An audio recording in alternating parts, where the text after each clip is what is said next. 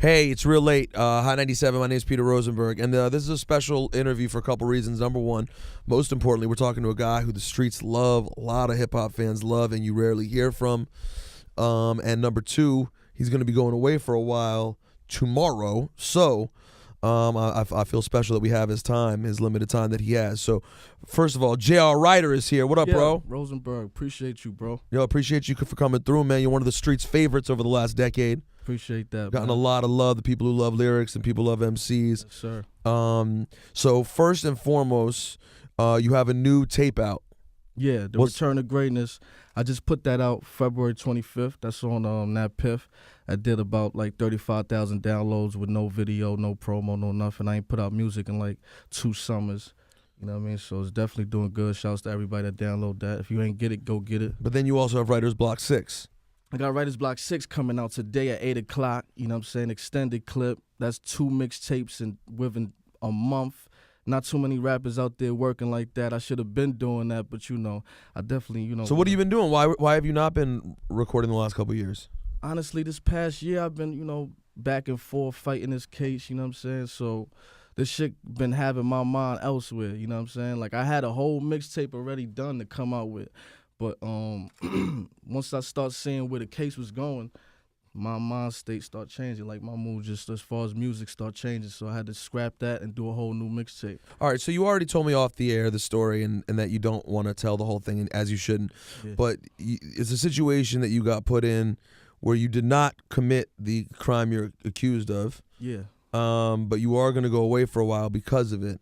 Mm-hmm. So I guess the obvious question for a lot of people in a situation like this, when they hear about someone who's connected and someone who's done well in the music business, if it's something that you didn't do, why are you still going away for it? You know what I'm saying? What happened? What failed you in court? It's just taking a risk. Like the risk is too big. You know what I'm saying? Like I definitely felt, because I really had like 100% had nothing to do with it, but like to take that risk, you know what I'm saying, and to play with my life, and to take the amount of time you could have gotten. Yeah, and that's the streets know what that is. You know what I'm saying? When I say take that risk, I mean the average person is gonna look at that like, what? I'm gonna fight it, but it's not that easy. You know what I'm saying? Once they asking you, listen, you want to go to trial or you want to take this time? Because once they offer you what they offer you and you turn that down, there's no coming back. It's like they ready, and it's like I had a lot against me as far as not evidence, but as far as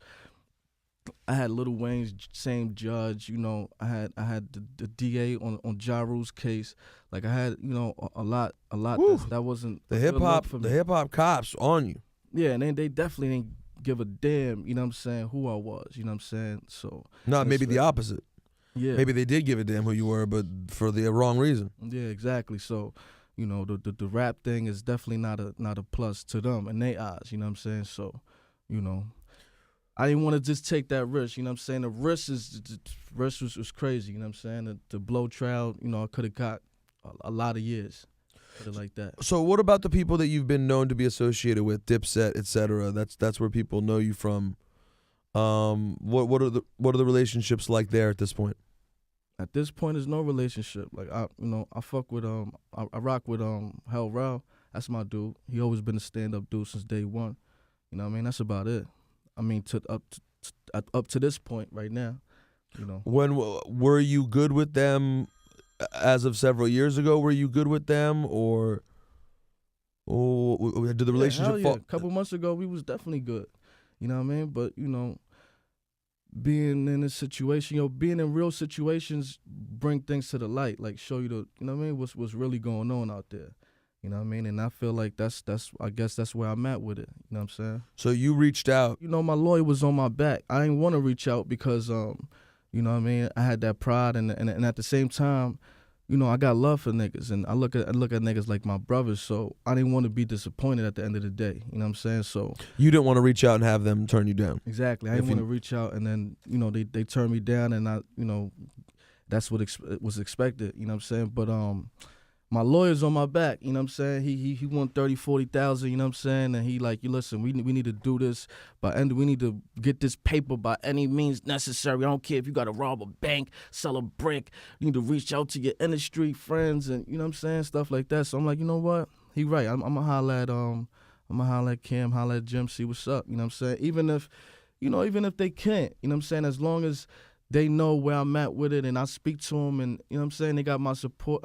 I got their support, and they, you know what I mean, hold your head, you know what I mean. I get that little convo, it's all good. Nigga, keep it funky and at least respond to me, you know what I'm saying, and show me that you even care where I'm going. Because I done see niggas go hard for niggas that just got on the scene. Like, I'm a day one dude. Like, I was around. How early were you around with them? Jim Jones, I had ciphers with Jim when he was driving a Honda. Like, I was around when Jewels had an Acura, when Cam had a ashy Tahoe, like that since day one. You know what I'm saying? Before Jewels had a deal. You know what I'm saying? I helped Jewels find a studio, shit like that, like since day one, bro. And what was your involvement back in the day? Like, were you always helping out in terms of writing and ideas and stuff like that, or just doing your own records? We always was cooking, you know what I'm saying? We always in the studio cooking, you know what I'm saying? You know, if you follow the Dipset days as far as the music, you know, I always put in my work, you know what I'm saying? From like, we in Hot 97, like, I put in work up here. You can ask Flex. No, the freestyles are, yeah, of course. Like, when it came to freestyles, they was calling my phone. Like, when Jim or Cam couldn't get me on the phone, Jim was running through St. Nick projects looking for me. Like, yo, where JR at? You know what I mean? Through the projects, like, really, like, you know what I mean? So, you know. So when push came to shove now, you did not hear back from them? Nah. As far as nah, I ain't really, you know, I ain't getting no word back, you know what I'm saying? Definitely ain't getting no word back, and, you know, it is what it is. I definitely don't feel like, you know, the next man should handle my situation or nothing like that. I'm a grown man. I'm a you know, handle my responsibilities, but, you know, it just hurt to see, you know what I'm saying? Niggas that's supposed to be yo homies, you know what I'm saying? Turn their back on you and, you know what I mean, treat you like it is what it is. Like, niggas don't, you know what I mean, fuck with you like that. How did the name JR Writer, why was that always the thing for you? When did you decide that writing was something that meant a lot to you? Honestly, my name before that was kind of corny. I don't even want to say it. You have to. What was the OG name? It was Jack the Ripper. Classic. So I shrinked it to JR, and then I felt like JR was too plain. So I write a lot, so I added the writer. It just made sense. Plus, it made sense because it sounded like JR Ryder. You know what I'm saying? Who was hot at the time when you came up with the name. Yeah. So you made it JR Writer. Exactly. So before, writing was always a part of it for you, like, yeah. Because a lot of people start out writing and then they rap, and they obviously, you know, writing's a part of them. But for you, it became kind of a calling card for you, right? That was something you were known as someone who had bars. I've been rapping since I was 11, 10. You know what I mean? Like Wu-Tang days, Snoop Dogg, like, you know what I mean? In Harlem, right? Yeah. And whereabouts in Harlem? All through Harlem. Like, I lived on the east side, on the west side. You know what I mean? I was born in Harlem Hospital. I'm a real Harlem dude. You know what I'm saying? Grew up off of Big L, McGruff, Mace. Now, did you know those guys too? Nah, I'm younger. You're too young. Like, I grew up with Loaded Lux, T-Rex, J Mills. My first battle was with J Mills. Like, Okay. I'm cut from that cloth. Like, where rappers had to, it was like a process. Like, you battle, you got your name up in the hood, and then you got on. It's like you couldn't just come out of nowhere, because then it's like, who are you? In my area, I was the hottest. In J Mills' area, he was the hottest. Lux, T-Rex, whoever was, you know what I mean, popping in Harlem. So how did you get to know Cam and Jim? Through the streets. My man, shouts to my man Vonnie. My man Vonnie introduced me to Cam one time on 45th. You know what I mean? He was always up there with Luke Abrazi. I don't know if you know Luke Abrazi. Shouts to Luke Abrazi. And the Taliban or whatever. And I spit for Cam one day. He had pulled up to 145th, and I was up there with Luch. And he pulled up in the Tahoe. He had Jewels with him. They had just finished shooting Diplomat Volume 1 cover. They both had the furs on.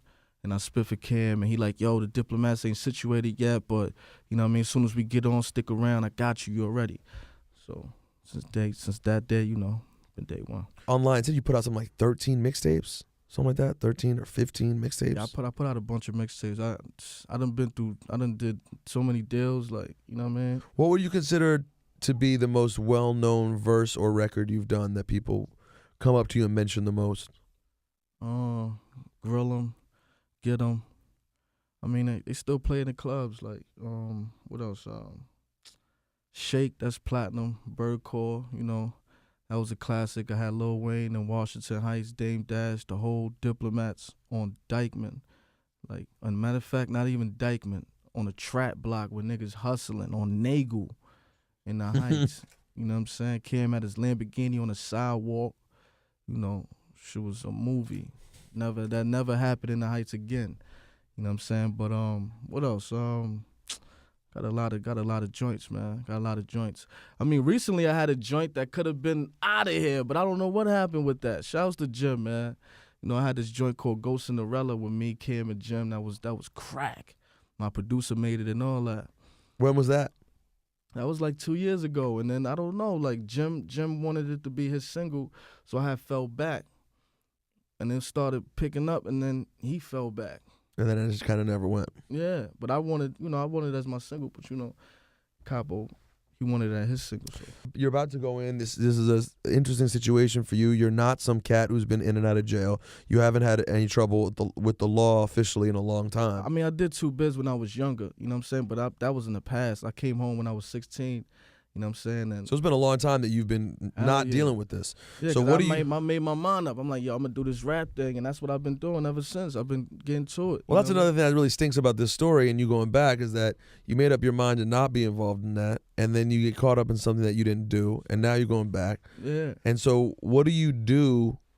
You're under 24 hours before you go in. What do you have planned? What are you gonna do? I definitely gotta finish this intro on this mixtape so I could drop it at 8 o'clock. So you still have an intro to finish up. Yeah. Besides that, I'm gonna be just chilling with the fam. You know what I'm saying? You have a family of your own? Yeah. Hell yeah. I got my daughter. Shouts to my daughter Saya.